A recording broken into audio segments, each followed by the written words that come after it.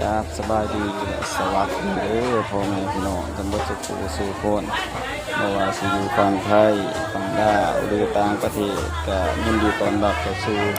สองคำหวานสเนียวเด้อมาผมมาเจอกับคำหวานมื้อนี้เนาะคำหวานมาถ่ายบรรยากาศผู้ดีกระไรก็ใส่พี่น้องพ่อแม่พี่น้องเฮาเบิ่งตอนนี้กำลังสิพาไปกินเนาะพี่น้องเนาะกรัม20เลยครับกำละ5 บาท3 กรัม 20 บาท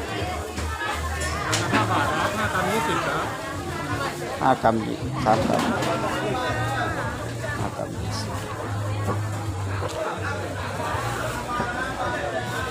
มาบรรยากาศนี้ตายเลย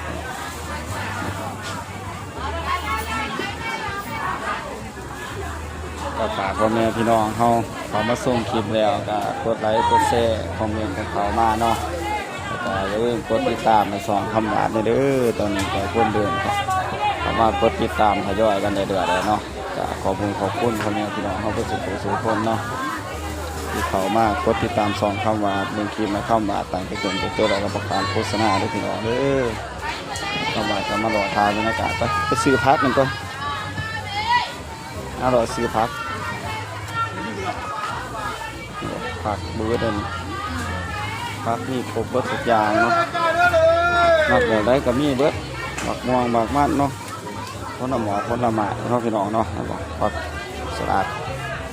50 บาทเดี๋ยวราคา50 บาทอันนี้โล50ใช่ค่ะโล50อันนี้ถึงโลไหมไม่ถึงเอาเดียวก็พอแล้ว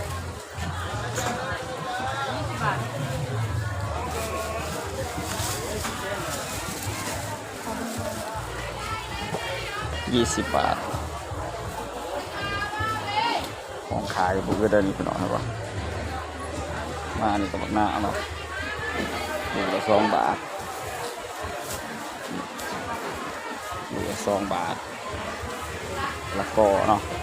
ตัวบะฮุงเนาะฟังดาวดูละ10 บาทนอหมอกนอใหม่ก็มีนี่เนาะพี่น้องบรรยากาศก็ร้ายคนก็ร้ายเนาะมาสื่อของขายกับบุกเนาะพี่น้องเนาะป่วยก็มีละ20เนาะพี่น้องเนาะของขายกับบุกมองมากๆนุ่มก็มีทุ่งละ10 บาทเห็นไหมบรรยากาศของขายได้ดีเลยพี่น้องเลยคำว่าก็สุดท้ายในคอมเมนต์พี่น้องเขาเบิ้งแล้วก็ซื้อไปเรื่อยๆเนาะซื้อไปเรื่อยๆแล้วก็สุดท้ายไปเรื่อยๆครับพ่อแม่พี่น้องเขาเบิ้งหัวเห็นบ่วีละ30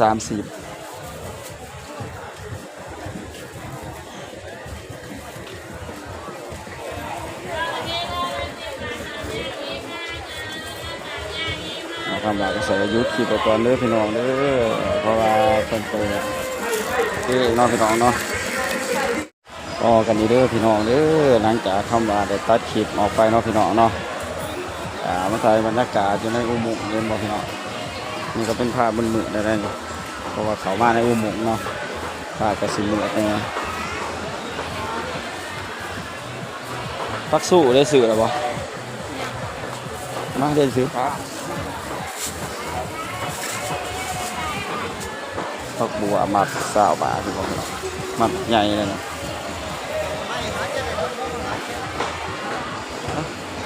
เสือได้แล้วนี่ก่อนพักต้องบาจะมารอสื่อพักไปเฮ็ดกินเนาะสื่อไปเรื่อยๆก่อนแล้วก็ถ่ายบรรยากาศไปเรื่อยๆให้พ่อแม่พี่น้องเขาเบิ่งเนาะนี่เนาะฝากกับสิมือไปเด้อเขามาทางนี้พี่น้องเนาะเพราะว่าอยู่ในเต็นท์เนาะภาพกับบริษัทเจนแน่ภาพกับสิมือแน่มาส่องด่านหมูเลยพี่น้องมันถ้าขายหมูเนาะ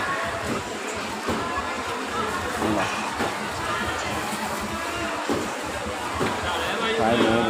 ลายดีพี่น้องเลยคือมันจะเสียเอาเนาะนี่บอกหมูสดๆเลยนี่เอาวะซื้อหมูสิ หมูจักโลหนึ่งโลเท่าไหร่ฮะโลเท่าไหร่อ๋อ165 170เนาะร้านขายหมูนี่พี่น้องให้หมดอยากก็ได้รถ165ก็170ฟังนี่ประมาณ170บาทก่อนหนึ่งน่าจะพอก่อนเดียว ทีนี้เนาะ ก่อนเดียวน่าจะโลหนึ่ง105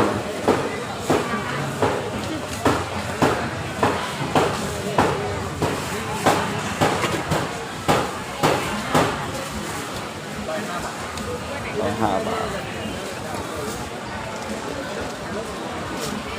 ครึ่งโลใช่ไหมครึ่งโลไหมเกินครึ่งโลนะ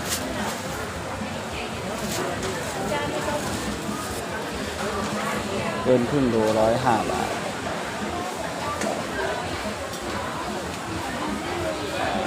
บรรยากาศดูทีตลาดดูกระไส้เนาะจากของขายกระไรเนี่ยเนาะพี่น้องเนาะมาหล่อซื้อหมูเข้ามาจะมาหล่อซื้อหมูก่อนแล้วเข้ามาจะเสร็จยกคลิปไปก่อนเด้อพี่น้องเด้อขอบคุณพ่อแม่พี่น้องหรือว่า FC กันก็สุขคนเนาะที่เขามาหักส้มกดติดตาม2 คำหวานเบิ่งคลิปในคำหวานตัดกันจนจบไปกับการโฆษณาเด้อพี่น้องเด้อตัดคลิปนี้คำหวานทำที่ขาขอถูกขออภัยว่า FC กันด้วยสุขคนเนาะที่เขามาหักส้มกดติดตาม2 คำหวานคลิปในคำหวานกันจนจบเด้อ แล้วจะกินบ่ปุ้ง